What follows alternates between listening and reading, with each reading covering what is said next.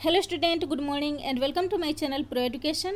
तो आज 21 जून और मैं लेकर आई हूँ आज के करंट अफेयर का मोस्ट इंपॉर्टेंट क्वेश्चन, जो बहुत ही सेलेक्टिव क्वेश्चन है और आने वाले सारे एग्जाम्स के लिए बहुत ही इंपॉर्टेंट है। तो अगर मेरा वीडियो आप लोग को अच्छा लगता हो तो मेरे चैनल को सब्सक्राइब जरूर कर लीजिएगा और बेल आइकन प्रेस कर लीजिएगा ताकि आने वाला नोटिफिकेशन आपको मिल सके। तो चलिए शुरू करते हैं आज का हमारा पहला क्वेश्चन। कोयला और खनन क्षेत्र में सत्यभामा पोर्टल किसने लॉन्च किया है? ऑप्शन ए है प्रहलाद जोशी, ऑप्शन बी है प्रकाश जावड़ेकर, ऑप्शन सी है Piyush Goyal and option D है रमेश पोखरियाल निशंक। इसका राइट आंसर होगा ऑप्शन ए, प्रहलाद जोशी ने सत्यभामा पोर्टल को लॉन्च किया है। तो सत्यभामा पोर्टल का उद्देश्य कोयला खनन और खनिज क्षेत्र में गुणात्मक नवीन अनुसंधान और विकास कार्य करने के लिए शोधकर्ताओं और वैज्ञानिकों को प्रोत्साहित करना है। इस पोर्टल को research.mines.gov.in पर एक्सेस किया जा सकता है। तो यहाँ बात हो रही है सत्यभामा की। फुल फॉर्म होता है साइंस एंड टेक्नोलॉजी योजना फॉर आत्मनिर्भर Bharat in mining advancement. NIC की माइंस इंफॉर्मेटिक्स डिवीजन इस पोर्टल की कार्यान्वयन एजेंसी है। तो यह बात हो रही है NIC की। फुल फॉर्म होता है नेशनल इंफॉर्मेटिक्स सेंटर। स्थापना हुई थी 1976 में। मुख्यालय है नई दिल्ली। महानिदेशक है नीता वर्मा। अगला क्वेश्चन है उर्जित पटेल हाल ही में किस संस्थान के चेयरमैन नियुक्त हुए हैं? ऑप्शन ए है NIPFP, ऑप्शन बी है CSIR, ऑप्शन सी है CII एंड ऑप्शन डी है ADB। तो इसका राइट आंसर होगा ऑप्शन ए NIPFP। तो Urjit Patel national institute of public finance and policy के चेयरमैन नियुक्त हुए हैं। वे विजय केलकर की जगह लेंगे। उर्जित पटेल RBI के 24वें गवर्नर थे, जिन्होंने 2008 में कार्यकाल पूरा होने से पहले ही इस्तीफा दे दिया था। तो यह बात हो रही है NIPFP की। फुल फॉर्म होता है national institute of public finance and policy. उद्देश्य है सार्वजनिक अर्थशास्त्र से संबंधित क्षेत्रों में नीति निर्माण में योगदान करना। मुख्यालय है नई दिल्ली। चेयरमैन है उर्जित पटेल, डायरेक्टर है रायथिन रॉय। नेक्स्ट क्वेश्चन है कोरोना संक्रमण को रोकने के लिए TTT योजना किस शहर में शुरू की गई है? ऑप्शन ए है इंदौर, ऑप्शन बी है गाजियाबाद, ऑप्शन सी है पटना एंड ऑप्शन डी है रांची। इसका राइट आंसर होगा ऑप्शन बी, TTT योजना गाजियाबाद में शुरू की गई है। तो TTT के द्वारा कंट्रोल रूम से संक्रमित के संपर्क में आए लोगों की खोज की जाएगी और कोरोना की पुष्टि होने पर उनको समय से इलाज भी दिया जाएगा। तो यह बात हो रही है TTT की, यानी ट्रेसिंग टेस्टिंग ट्रीटमेंट की। इसको गाजियाबाद में शुरू किया गया है। तो गाजियाबाद उत्तर प्रदेश का एक औद्योगिक जिला है। इसका नाम गाजी उद दीन के नाम पर पड़ा है। उत्तर प्रदेश। राजधानी है लखनऊ। मुख्यमंत्री हैं योगी आदित्यनाथ, राज्यपाल हैं आनंदीबेन पटेल, उच्च न्यायालय है इलाहाबाद उच्च न्यायालय। वर्चुअल कोर्ट की शुरुआत करने वाला उत्तर प्रदेश देश का पहला राज्य है। बाल श्रमिक विद्या योजना, बच्चों को आजीविका के लिए अपनी शिक्षा को ना छोड़ना पड़े। मनरेगा के तहत सबसे ज़्यादा रोजगार देने वाला देश का पहला राज्य उत्तर प्रदेश बन गया है। फ्लैटेड फैक्ट्री मॉडल बनाने की घोषणा यूपी राज्य सरकार ने की है। उत्तर प्रदेश की सीमाएं उत्तराखंड, हिमाचल प्रदेश, हरियाणा, राजस्थान, मध्य प्रदेश, छत्तीसगढ़, झारखंड और बिहार से लगती है। लोकसभा सीट है 80, राज्यसभा सीट है 31, विधानसभा सीट है 404। राष्ट्रीय फूल है पलाश, राष्ट्रीय वृक्ष है अशोक। नेक्स्ट क्वेश्चन है कोविड-19 हेल्थ केयर कवर किसने लॉन्च किया है? ऑप्शन ए है Kotak Mahindra bank, option B है एक्सिस बैंक, ऑप्शन सी है Karnataka bank and option D है बंधन बैंक। तो इसका राइट आंसर होगा ऑप्शन सी, कोविड-19 हेल्थ कवर कर्नाटका बैंक ने लॉन्च किया है। इसका उद्देश्य है कोरोना वायरस महामारी से संबंधित खर्चों के लिए व्यक्तियों को स्वास्थ्य बीमा कवर प्रदान करना। 399 के प्रीमियम पर इस पॉलिसी के तहत स्वास्थ्य कवर प्राप्त किया जा सकता है। तो यह बात हो रही कर्नाटका बैंक की। स्थापना हुई थी 1924 में। मुख्यालय है Mangaluru Karnataka. MD and CEO है महाबलेश्वर MS। नेक्स्ट क्वेश्चन है विश्व की सबसे बड़ी कोविड-19 देखभाल सुविधा कहाँ शुरू की गई है? ऑप्शन ए है दिल्ली, ऑप्शन बी है उत्तर प्रदेश, ऑप्शन सी है हरियाणा एंड ऑप्शन डी है पंजाब। तो इसका राइट आंसर होगा ऑप्शन ए। यह सुविधा दिल्ली में शुरू की गई है। तो दिल्ली में बिस्तर की क्षमता बढ़ाने के लिए दिल्ली सरकार ने दक्षिण दिल्ली के राधा स्वामी आध्यात्मिक केंद्र को देखभाल सुविधा केंद्र में परिवर्तित कर दिया है। इस सुविधा केंद्र की लंबाई 22 फुटबॉल मैदानों के बराबर है, जिसमें 200 से अधिक हॉल और 10,000 बिस्तर होंगे। तो यह बात हुई दिल्ली की। मुख्यमंत्री हैं अरविंद केजरीवाल। 1911 में दिल्ली को भारत का राजधानी बनाया गया था और 1 नवंबर 1956 को दिल्ली केंद्र शासित प्रदेश घोषित हुआ। दिल्ली पुलिस ने एक thermal corona combat drone launch किया है, जिससे दूर से ही कोरोना वायरस संक्रमण का पता लगाया जा सकता है। दिल्ली कोरोना ऐप दिल्ली के अस्पतालों में खाली बेडों का पता लगाने के लिए शुरू किया गया है। साथ ही राज्य सरकार ने मोबाइल कोरोना वायरस टेस्टिंग बस भी शुरू की है, जो राजधानी के इलाकों में जाकर सैंपल इकट्ठा करती है। तो दिल्ली के कुछ प्रमुख स्थान हैं: इंडिया गेट, कुतुब मीनार, संसद भवन, जामा मस्जिद, लाल किला, राष्ट्रपति भवन, जंतर मंतर और अक्षरधाम मंदिर। नेक्स्ट क्वेश्चन है, ITI छात्रों के लिए डिजिटल पाठ्यक्रम सामग्री किस राज्य ने लॉन्च की है?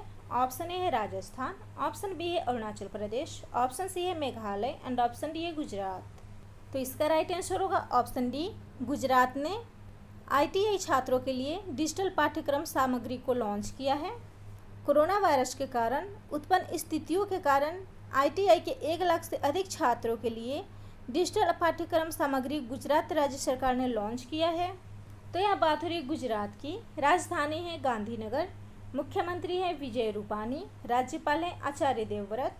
गठन हुआ था 1 मई 1960 में। राजभाषा है गुजराती, लोक नृत्य है डांडिया। गिर राष्ट्रीय उद्यान गुजरात में स्थित है, जिसे एशियाई शेरों का घर कहा जाता है।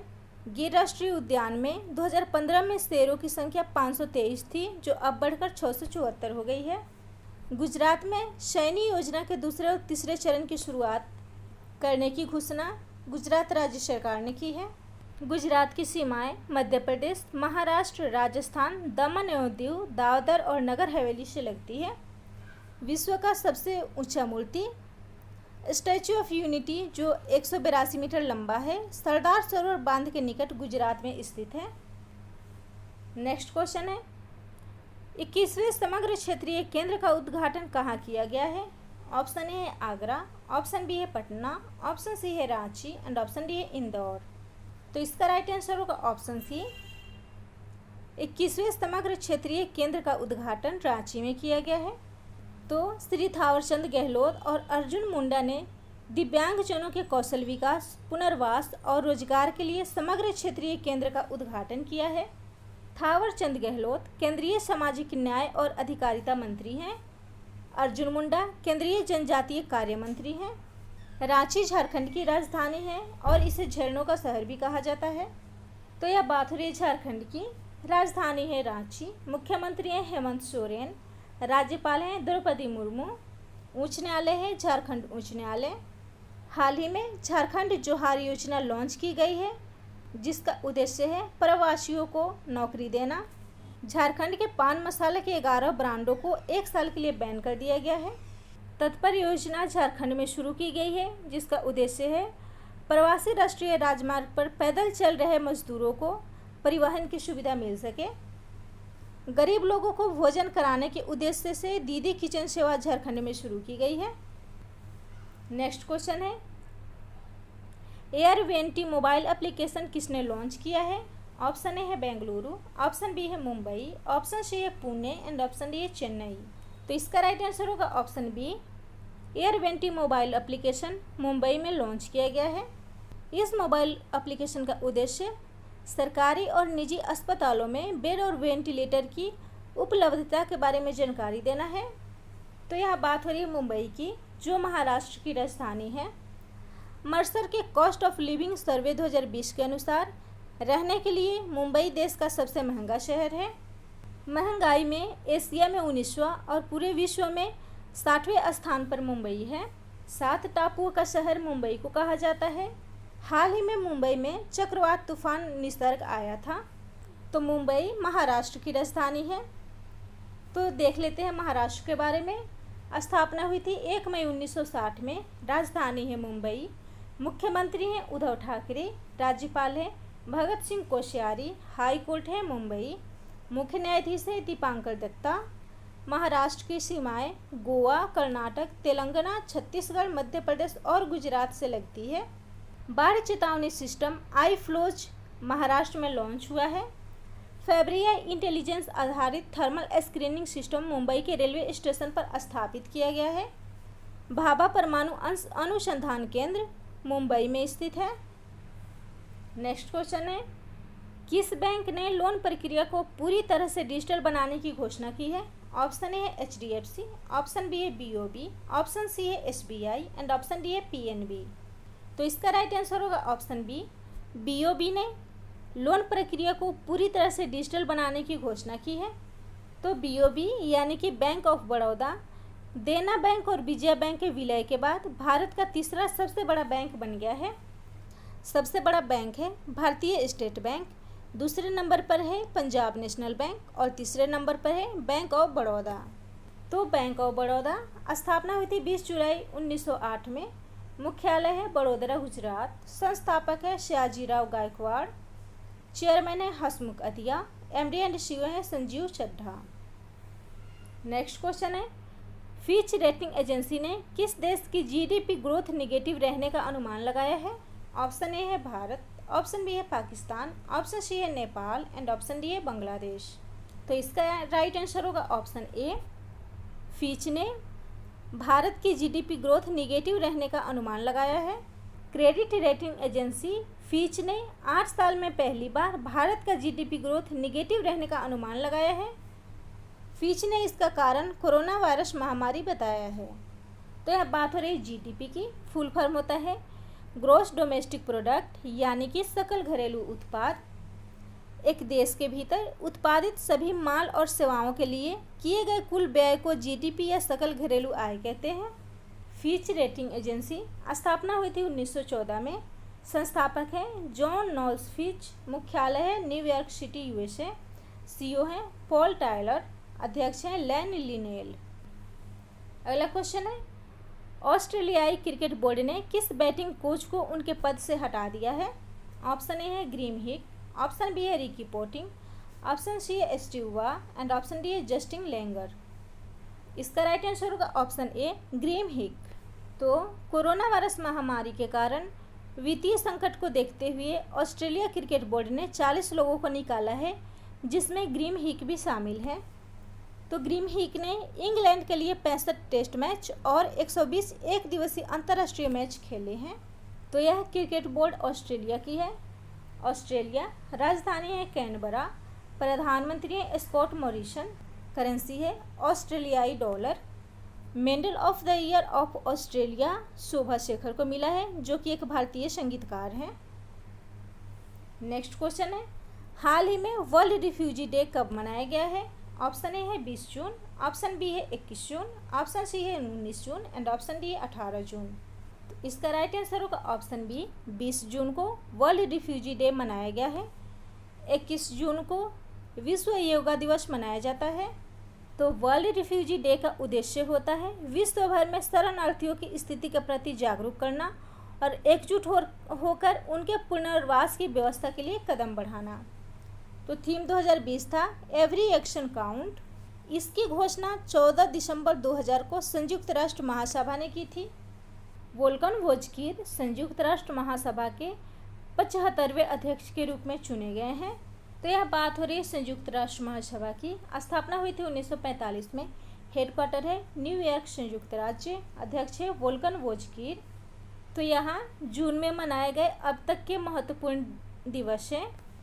1 जून विश्व दुग्ध दिवस, 2 जून तेलंगाना राज्य स्थापना दिवस, 3 जून विश्व साइकिल दिवस, 4 जून international day of innocent children victim of aggression, 5 जून विश्व पर्यावरण दिवस, 7 जून विश्व खाद्य सुरक्षा दिवस, 8 जून विश्व मस्तिष्क ट्यूमर डे, 12 जून विश्व महासागरीय दिवस, 14 जून विश्व रक्तदान दिवस, 15 जून वर्ल्ड विंड डे और विश्व बुजुर्ग दुर्व्यवहार रोकथाम जागरूकता दिवस, 17 जून विश्व मरुस्थलीकरण और सूखा रोकथाम दिवस, 18 जून।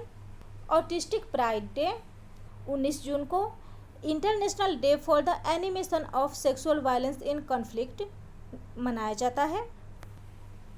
अगला क्वेश्चन है, क्लारा एंड द सन उपन्यास की घोषणा किसने की है? ऑप्शन ए है सुधा शर्मा, ऑप्शन बी है काजुओ इशिगुरे, ऑप्शन सी है Shashi Tharoor and option D है मेघा मजुमदार। तो इसका राइट आंसर होगा ऑप्शन बी, काजुओ इशिगुरे ने क्लारा एंड द सन उपन्यास की घोषणा की है। इस पुस्तक को मार्च 2021 में प्रकाशित किया जाएगा। काजुओ इशिगुरे नोबेल पुरस्कार से सम्मानित होने के बाद क्लारा एंड द सन इनकी पहली पुस्तक है। तो मेरा वीडियो आप लोग को अच्छा लगता हो तो मेरे चैनल को लाइक कर दीजिएगा, शेयर कर दीजिएगा एंड सब्सक्राइब कर लीजिएगा।